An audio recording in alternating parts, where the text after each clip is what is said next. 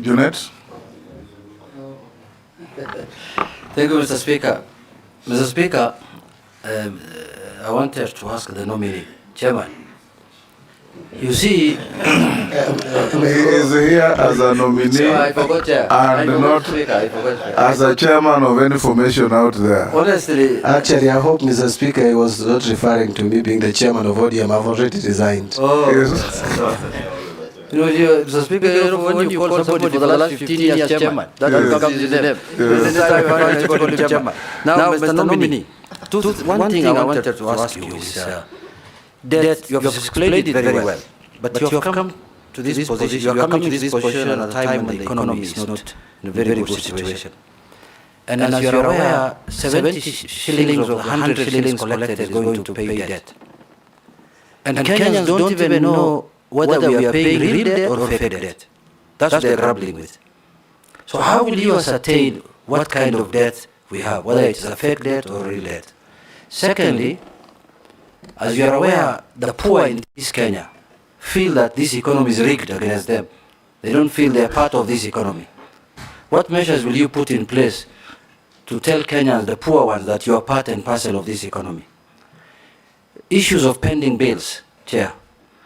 Issues of 30% of the budget. I mean, nominee. Nominee. Issues of 30%. How will you achieve 30% of our budget to go to the development expenditure? My last question is, nominee, you know very well, me and you never believed in this bottom-up economy.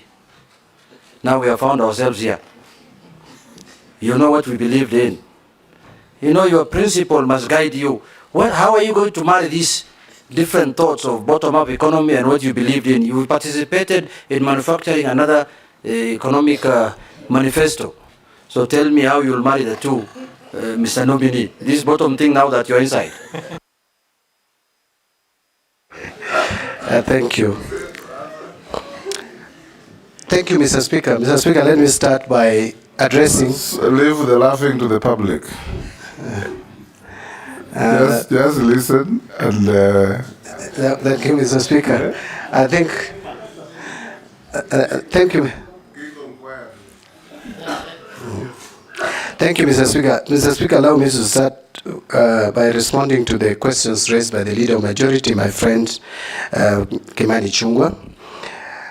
Yes, I agree. We have complained, Mr. Speaker, previously that our budget estimates, especially on the revenue side, are not realistic. In fact, I'm persuaded that we have been using revenue as a balancing figure.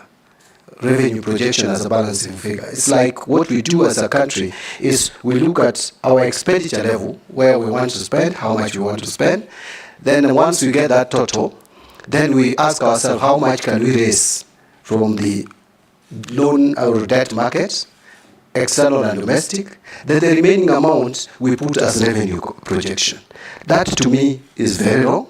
We must reform the economic policy department of National Treasury. Reforming does not mean you lay off staff. I want to be very clear there. Just focus our economic projections so that they are realistic, they are based on evidence of economic growth. If previously you have not been able to collect so much, why do you then pretend that you can collect so much in the subsequent year? Like Mr. Speaker, we have collected only 2.2 trillion this year from ordinary revenue. Yet we are projecting to collect, we are projected initially before the challenges we faced with the finance bill to collect 2.9. That is a whopping 700 billion increase. That was not realistic. Right now it has come back to, or come down to 2.6. So we must be realistic in our revenue projection. But even be that as it may, we must also still enhance revenue collection by reforming KRA, because we are still under collecting. But in terms of budgeting and projections, I agree with Honorable Chungwa that we are going forward, we are going to be more realistic so that we don't have big budget deficits and budget revisions in the course of the year as we have had it previously. In terms of how do we address the challenges of collection of taxes, custom duties, etc., and I mentioned it. The system is porous. We must make sure that we automate it and automate it properly. Sometimes we pretend to be using automation, yet we use outdated systems, systems that are just aiding the leakage of revenue instead of helping. We must carry out proper review and evaluation of KRA. I have the first meetings, I will guarantee this committee, if you approve my nomination to become the CS, National Treasury, my first meetings will be focused on how to reform KRA. Because without that, we are not going to succeed in revenue mobilization. Honorable Junet, you've raised the issue of debt, and you have asked, how do we determine real from fake debt? I don't want to use it fake or real, but I talked about accountability, debt accountability, public debt accountability. And I said, I am committing that we must try to make this a statutory document so that every Kenyan knows how much we owe, to who, and at what cost. The other thing that I want to talk about in debt management is we must manage our liability. We have to restructure our debts. Let me just give me 1 minute, Mr. Speaker, to say the following. That if you look at how our debt was structured, especially external debt, in 2010, we had 60% of that debt, 66 actually, under multilateral, which are concessionary loans, and only 4% on commercial debt. We moved to a point where 31% in 2020, 31% of our debt was commercial debt. Averaging interest rate is 8 to 9%. That is not sustainable for an economy. It is now coming down, it is 23%. My focus is to have commercial debts at no more than 5% of our debt portfolio, external debt portfolio, and have 75% of our debt under multilateral debt and only 20% or thereabout on bilateral debts. With that, you can clearly reduce the cost of debt. But something else about debt is, Mr. Speaker, and sample this, honorable members, our debt portfolio is 50-50, almost, external, domestic.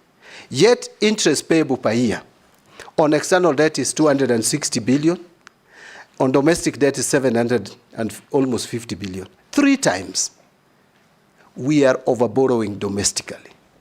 And we have raised the interest rates of borrowing domestically. I know I'm one of the people, if you look at my wealth declaration, I have a government bond I've bought of 13 million, and I'm getting almost 16% returns. That is unsustainable. We must have a conversation, Mr. Speaker, and not to scare anyone. We must have a conversation with banks. We are not going to control interest rates. We want you to give the country hope. Yes. And you are doing so. We are not, I'm not going to advocate for interest rates control, as in setting the rates to be charged. It had very disastrous result when we attempted that, remember, through a legislation. But banks promised us, Mr. Speaker, banks promised us that if we remove the rate caps, they would loan even more to the private sector. Presently, that is not the case. In fact, bank executives sometimes can just sit and take teas and do nothing, but still make money for shareholders by buying government bonds and government bills. We must move away from that. Actually, we have crowded out private sector. You can see the youth is up in arms. They have no jobs because the private sector is not borrowing money from the it's not lending. The private sector is not borrowing money from banks, yes, to invest. And so we can't create jobs. Yes. I know that one of the reasons why we have been raising the interest rate is to control inflation. Inflation has reasonably been controlled now at 4.6%. We must also be alive to the fact that we must balance the two. There must be a net-off effect so that we also grow our economy. Thank you. Finally, there was the issue of what do we do about the poor and the pending bills. Pending bills is a serious matter, Mr. Speaker. I think it is something that we must agree on. I know we are moving as a country to accrual basis. As an accountant, I know with the accrual basis of accounting, then we will not be talking about pending bills because there will be no cutoff. Any bill that comes will automatically move to the next financial year and pay it. But these pending bills, a lot of them are also fictitious. I know there is a committee in place, and I don't want to criticize that committee. I know it is headed by the former Auditor General, Edward Ouko. But Mr. Speaker, I ask myself this question. The pending bills that I'm told have been submitted to that committee, or before that committee, is upwards of 663 billion claims. And there are a total of 114,000 plus of those claims. How do you have one auditor, even if you are a genius, with a few months to audit that and give you? So what I'm saying in a nutshell, Mr. Speaker, is that we need to have a system where there is nothing like pending bills verification, because it has become a way of just failing to pay bills that are owed. We must have a system. Not only that, nominee, you remember about 8 years ago, there was a committee to verify pending bills. It became a toll station. And all the committee was doing is go to a town like Eldoret, pitch in a hotel, and people with so-called pending bills turn up with briefcases and have their pending bills approved. Exactly. You remember? Yes. Yes. And what are you going to do differently? It may happen again and again. What my proposal would be is that we may have to have a system, and it can even be through a legislation, where a legislation we have in the PFM Act that pending bills form first charge. But we should criminalize failure to pay pending bills. But above all, as CS Finance, which does not even require any policy or any legislative intervention, I will make sure that we have a system in place which locks anyone who attempts to pay a new bill and ignoring an old one. The system can lock you out, so that first in, first out. If a bill is supposed to be payable, let it be paid. This idea, I remember I've been an accountant at the University of Nairobi, and during our time, Mr. Speaker, what used to happen is you'd prepare checks. You know, there was cash flow problems. You'd prepare checks and put them in a drawer, many of them, a bundle. And so people come, and there was a big black book which was called check register. So the suppliers come, and checks are issued through that register. So depending on how nice you talk to the accounts department, then your check is released. Yet the one for Honorable Speaker even goes stale after 6 months. Those are things that we can cure through a system where you have an accounting system which allows payments to be made on first come, first served basis. Thank you. Finally, Honorable Junet asked me a question I didn't expect to come from him, but I expected to come. Mr. Speaker, I've been asked about bottom-up. Bottom-up economic transformation agenda. That is how it is called. Let me tell you, through you, Mr. Speaker, tell Honorable Junet this, that bottom-up is actually a concept of UDA, read Kenya Kwanza. But I want to tell him that if you look at the philosophy of UDA and ODM, there is no difference. Actually, the two are social democrats. Yes. The two political parties promote social democracy. But let me leave that for that. Look at better. What is it all about? It talks about job creation. It talks about cost of living. It talks about agricultural productivity. It talks about digital economy.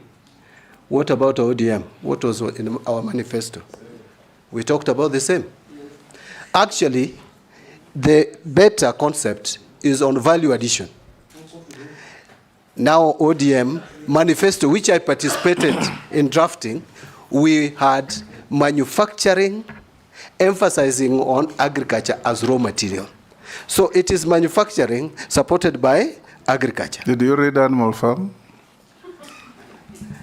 I read it some time back, Mr. Speaker. Yes. But now, better is on value addition. Yes. For agriculture for value addition. ODM, agriculture for manufacturing. Semantics. But again, finally, Mr. Speaker, housing was our concept, both of us. But finally, Mr. Speaker, there is the Constitution and the PFM Act, which will guide my conduct in office, if approved. Thank you. Naisula, yes. If you allow me, Honorable Speaker, just a supplementary on one of the things John Mbadi said around working with the National Treasury and your work as a member of Parliament, the abuse of Article 223. Yes.